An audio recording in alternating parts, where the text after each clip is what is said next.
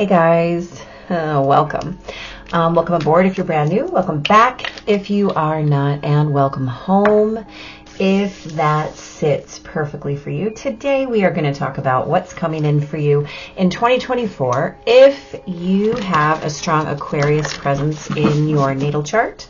So that means Aquarius sun, moon, rising, or Venus.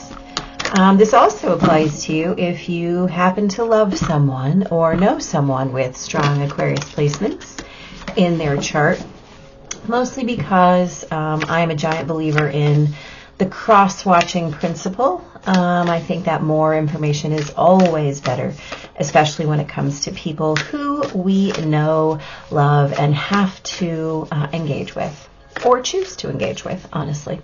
So in this reading, we're going to talk about your theme, your blessings, some awarenesses. We'll pull cards for every quarter, and we will also grab a card for the unknown. And what that means is some insight, right? Or something that might surprise you, something that the universe feels like you need to know and might not have access to. So we're going to grab that information and just see what the energy has to say. I think that will work just fine. Right? Sure it will. So let's talk first about the astrology for you. So your season, Aquarius friends, starts on the 21st of January. You have a new moon on February 9th, a full moon on August 19th, always exciting. Venus, who has no retrograde period in 2024. Ooh, okay, there's ours. Right. Okay, all right, we're going to leave it that way. Venus has no retrograde period. Sorry, I was having a little conversation. And you see Venus in your sign twice this year. You see her on the 13th of February, just in time for Valentine's Day, right? My little Aquarian friends. How lovely that you get Venus in your sign, right, for Valentine's season. And then again at the beginning of December. You also get Mars, who has no retrograde period this year either, in March, the end of March. I believe the biggest news for those of you who are strong Aquarian presences, and I have an Aquarius rising, so I include me here too, is that Pluto makes his real incurrence into Aquarius energy this year in 2024.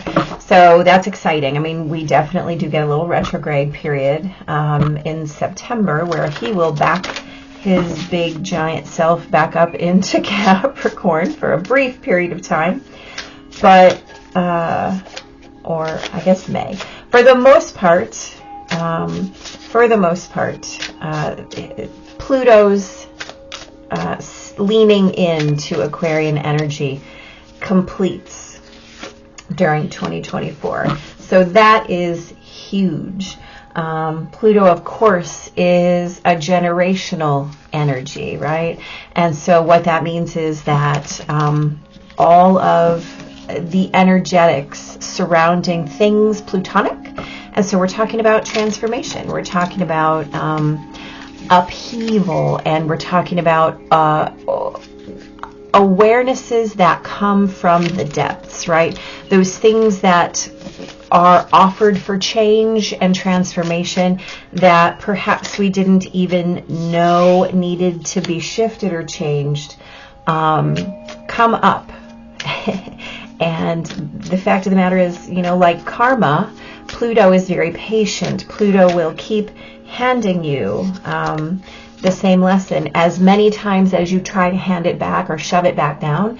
Pluto will just keep handing it to you. So this is about deep awarenesses and remembering that Aquarian energy is that energy of groups, right? Clubs, the collective. So this is how do we take our best and highest actualized self, right?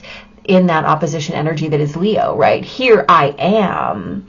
Well, Aquarian energy asks you, what am I going to do with that actualized self? How am I going to put it into service and function for the collective? And so as we're talking about Pluto, that becomes shifted and changed. That becomes transformed over this next Plutonic cycle. And so what that means is that we who have strong Aquarian presences in our charts are going to feel it perhaps more than most, right? Our own transformations will be bigger, deeper, wider, more, right? And guess what? There's nothing wrong with that, right? Transformation is beautiful. It's literally what we're here to do, to learn, to grow, to evolve, to transform as our highest and most brilliant actualized self. So hoorah, everybody gets to come along with us on this journey, which will be exciting. Yeah, there's a lot happening. So anyway, let's start over here. So the theme for Aquarians for the year is go with the flow. Now, we all who already have those strong Aquarian presences in our charts know that that's challenging for most of us, right? We thrive on our uniqueness. We don't enjoy being present in the majority, right? We kind of enjoy that standing out, that individual sense of, wow, look, this is where and who and what I am.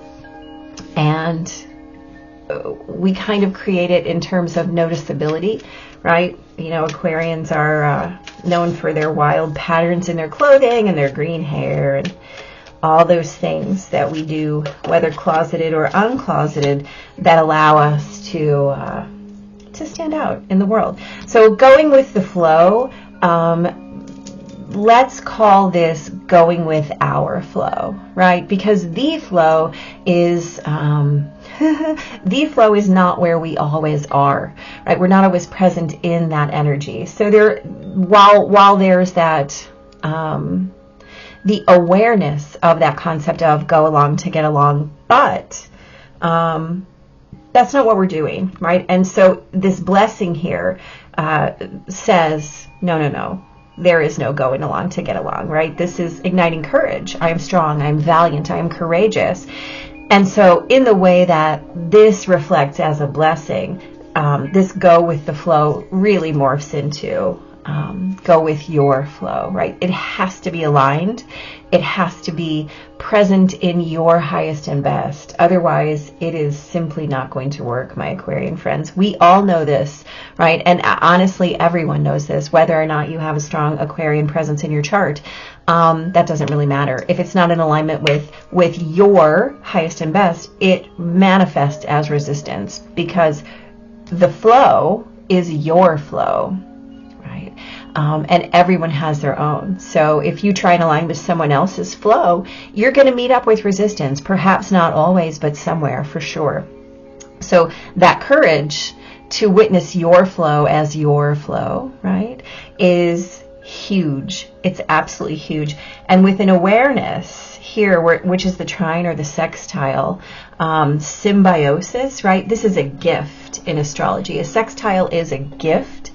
It is when that energy is 60 degrees apart. And so it's that wow, I don't know geometry enough to speak to what that might be called.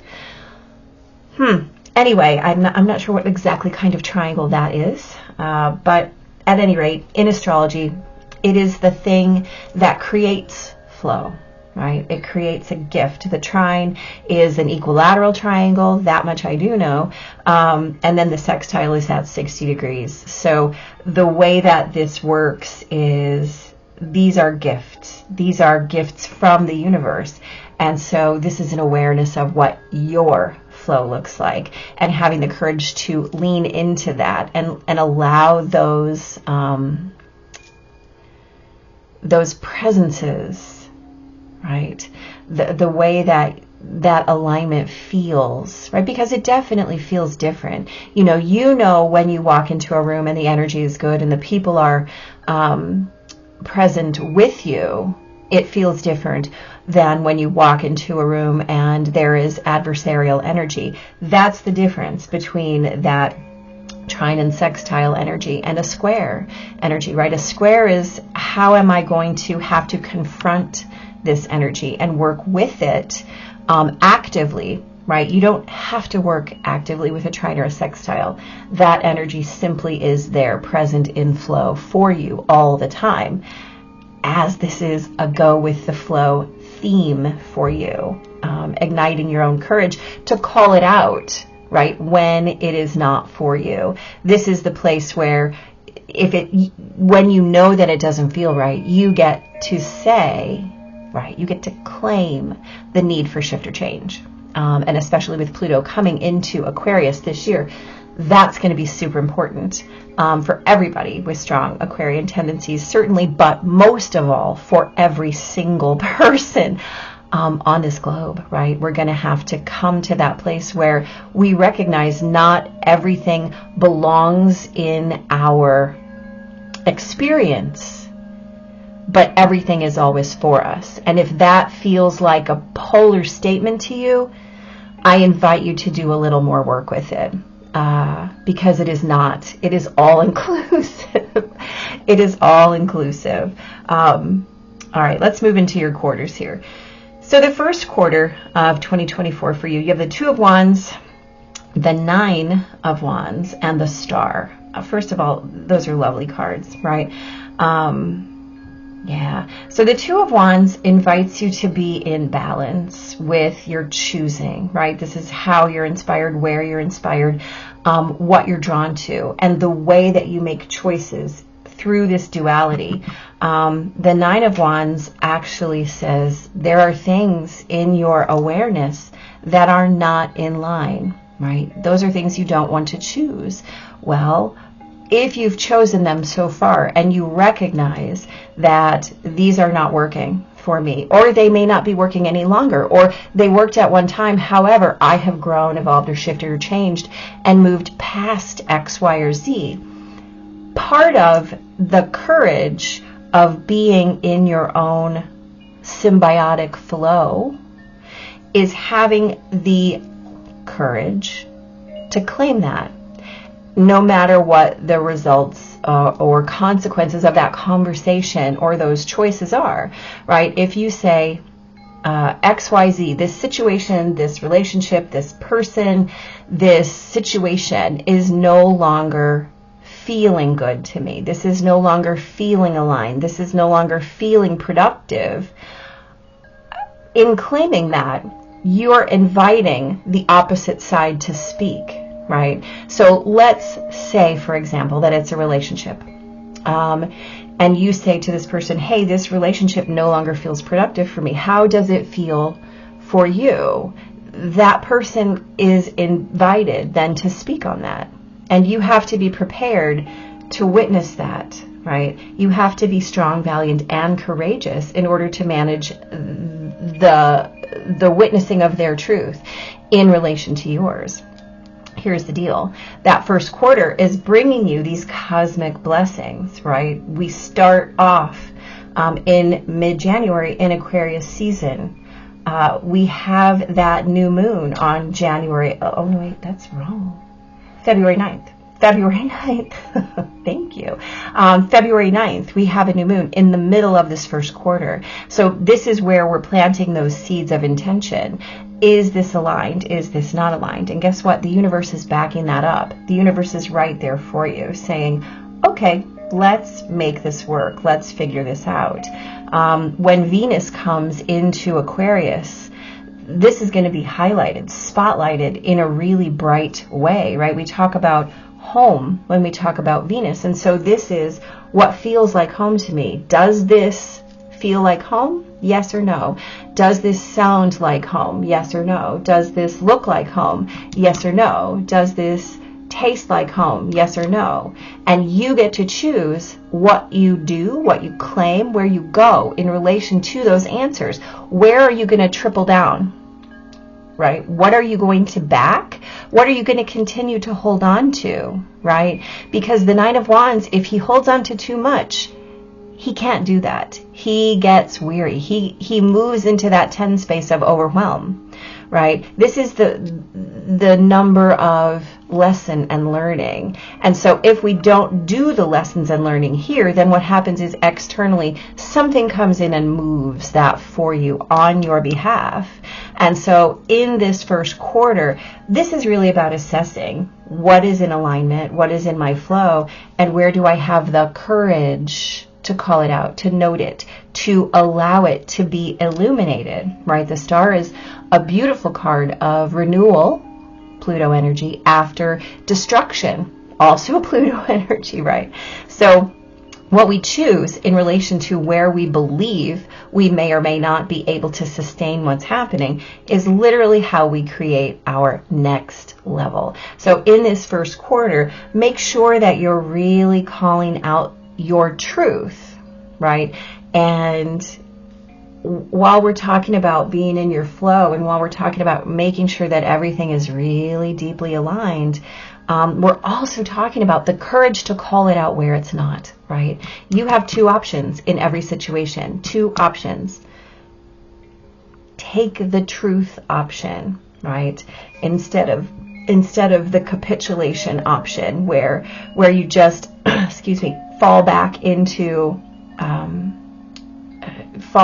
your comfort zone, which isn't your comfort zone at all, which is simply the way things have been, right? Be willing to step in to what is needed, whether it's comfortable or not, right? The shoes might not fit at first, but by gosh, those are the shoes that are going to take you where you need to go. So the universe is offering you, right, your ruby slippers, your beautiful glass slippers, and there is no midnight, right? It doesn't happen. So all those slippers are yours. You get to choose them, but then you have to walk in them. So please make sure they are comfortable in that first quarter. In the second quarter, I mean to tell you, you have the Four of Cups, the Ace of Wands, and the Seven of Swords. Here's the deal.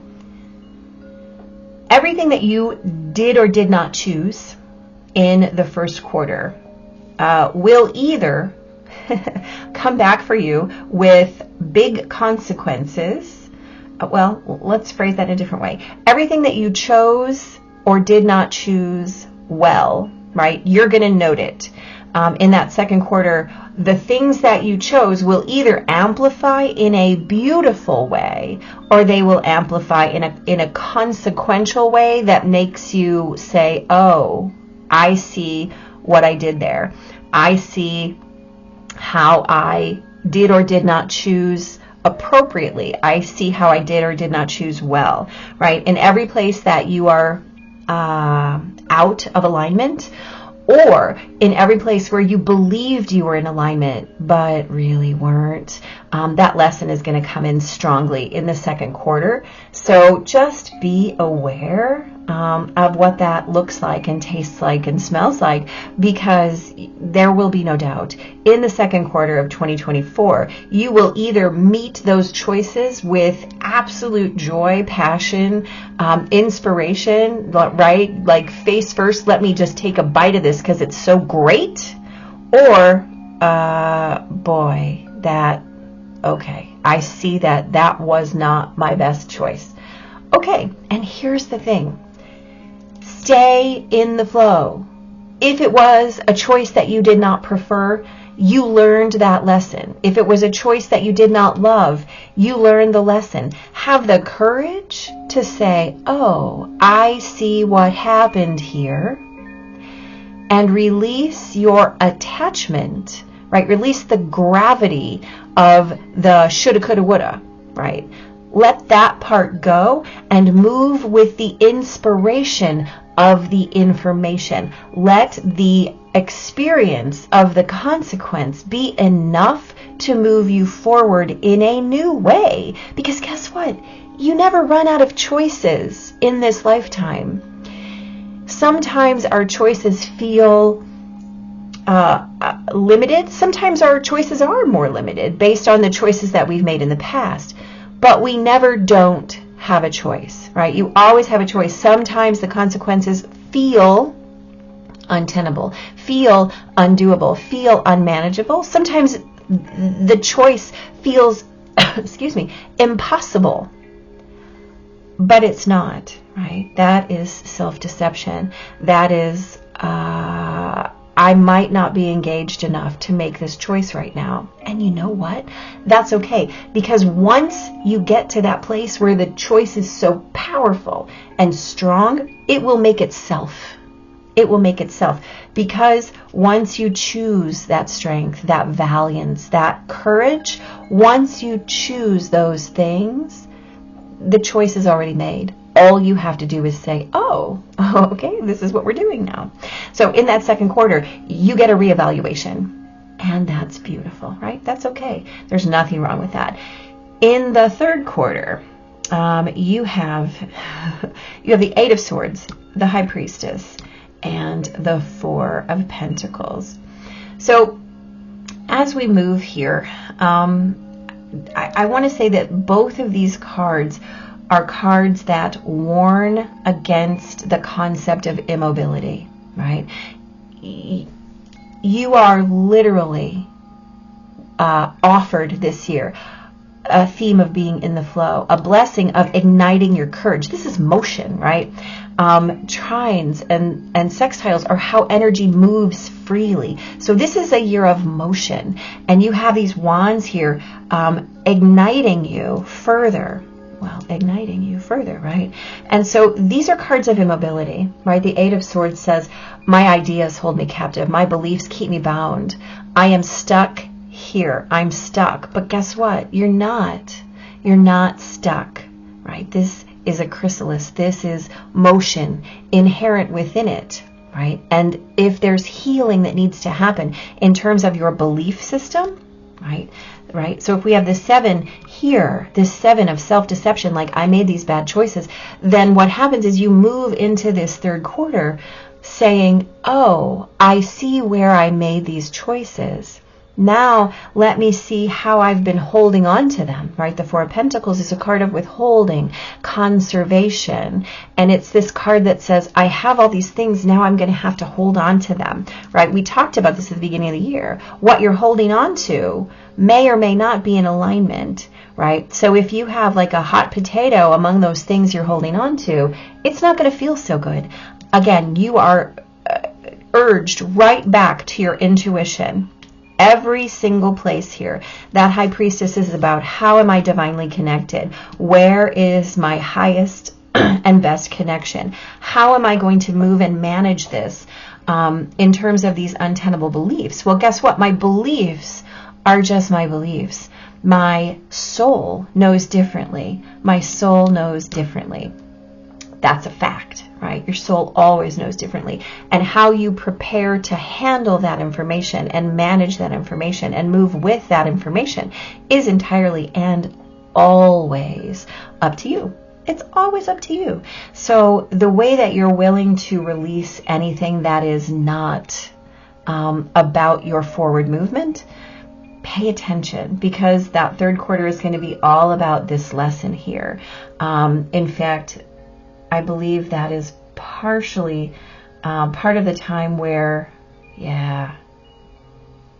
part of it is the time where Pluto is going to back up into Capricorn. So this is that kind of, hey, wait, knock, knock, knock. What are you doing? What are you doing back here, Aquarius friend? What's happening?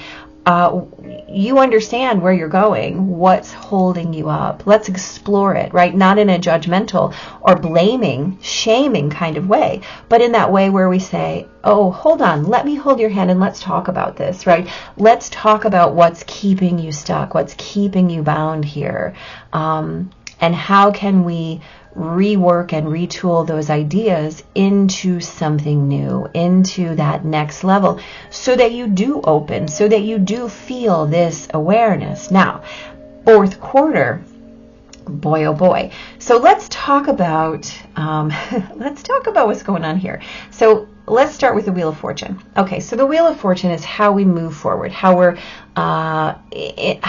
our perspective allows us to feel on the journey of motion. Again, this is a year of motion for you. So how you feel as you're moving forward is critical. It's key. So if you have a wheel, right, the wheel rolls, and where you are in perspective on that wheel dictates how you're experiencing the forward motion of life. There is no such thing as the wheel, we're just going to stay. This is it. This is where we are. This is how life is. Right here, right here, right here. No, absolutely not. Absolutely not.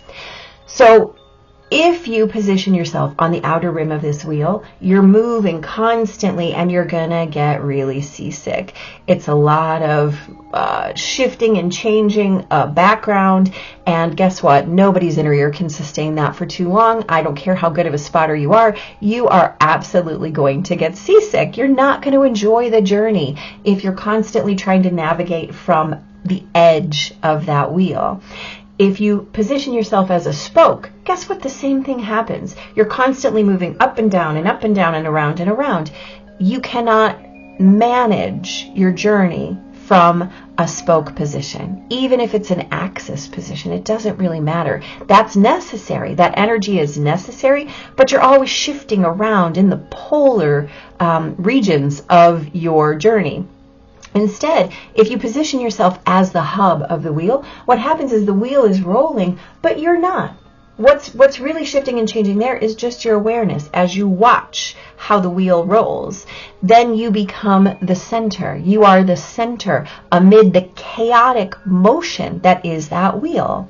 So all you're doing here is really finding your position, right? Finding your solid footing in the yes or no. Finding how the universe is asking you to make choices and to absolutely not think, oh, okay, well, there's a better place for me.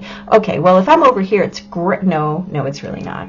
Intuitively, you're always at the center. But the story that you tell yourself is, if I just stay here, things will come back around. That's true, but that doesn't mean you're going to love it. So your other two cards here are the Two of Cups and the Two of Pentacles. This, again, reminds you, you're either juggling, right, or you're transforming your awareness as the center of that wheel. It is no secret that this is the infinity symbol, and we just had a conversation about how you're working on the poles if you choose to be a spoke. Well, again, where is your choice point, right? Here, where you pick yes or no, this is right, this is not for me, this is for me. It's in your heart. It's in your soul. It's what is going to bless you, what is reciprocal, what is filling your cup, while also allowing you to pour out the rest upon other people. This is Aquarian energy, y'all. This is how we put ourselves into action on behalf of the collective. And if we're not in service, no Aquarian is happy, right? I know that there's a lot of energy that would say an Aquarian is always in service to themselves. Well, that's true, but it's about how yourself is placed within the higher, within the wider. And so the way that you give to yourself, the way you allow yourself to be filled, to be nurtured, taken care of, and appreciated is absolutely equal to the way that you can give back to others. And in that reciprocity is the balance, right? So these are ultimately the same energetic, right? We're talking about how foundationed you are, how firmly your feet are planted so that you can be in that balance, in that flow, right? In that trine and sextile energy of creation, of the flow of giving and receiving. That's what we're talking about here. And I want you to pay attention. You have a Two of Wands, a Two of Cups, a Two of Pentacles, and the High Priestess is also a 2 here. So this is a lot of duality energy, right? This is a lot of witnessing not just yourself in reflection, but witnessing others as your reflection as well, right? Your choices as your reflections, your emotional state as your reflections, all of those senses of value and worth as your reflections, and your deepest intuition as the reflection within your 3D existence, right? What you're getting back is what you're willing to give. So this year is about how you can witness yourself in the deepest way, and position yourself appropriately to not only be in receipt of joy and bliss and happiness,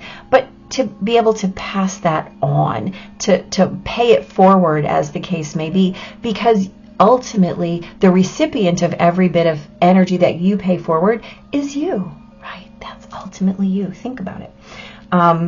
Let's talk about what is unknown for you here. Ooh, 27. It's a 9, y'all. I love it. 9's my favorite number, by the way. Okay, let's look at this one. I have not had this card yet from this deck.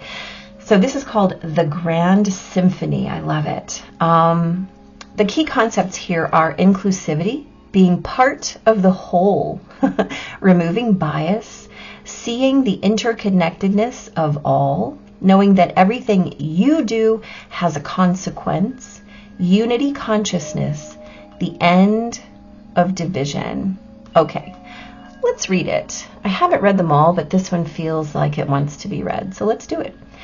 As human beings, we have a tendency to see ourselves as separate from others. This perception is the root of the cosmic joke played on us all. Although our 5 senses and intellect can help us manage our experiences in the material world, and intuition helps us navigate the invisible, we still struggle with the issue of identity and how we fit into the whole. This is some Aquarius level business, y'all. You're facing a paradox. You need to focus on being your unique self, for only you can bring special harmony to the symphony of the world. But equally, you need to learn to be selfless and put we before me, seeing yourself as part of the consciousness that unifies us all.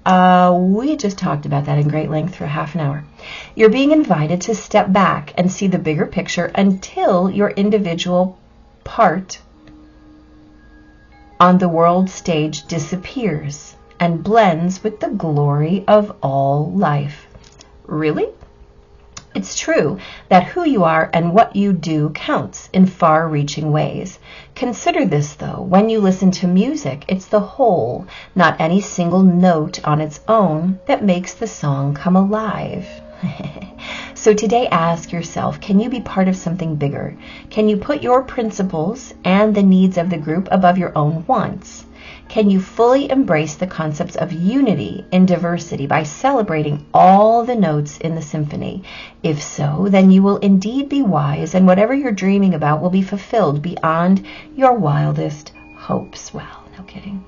It's time to do your part to sing in harmony with others. Stay in tune and learn the new harmonies and notes. Such sweetness will arise. So again, we are talking about the flow, right, of you within the whole. We are talking about the courage of you to find the way that you function best and allow that to be your leading edge, right, as the hub of your experience, right? Not the wheel, not the spoke, but the hub.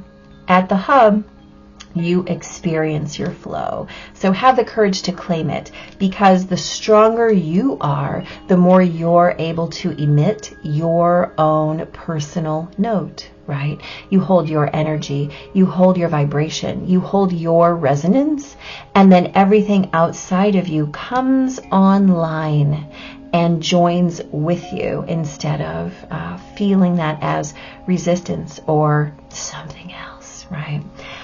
This is absolutely lovely, my Aquarian friends. Hit the subscribe button, please, so that you can come back and tell me all about this and see me in some other readings. In the meantime, be blessed, right? 2024 is going to be amazing. So take care. See you soon.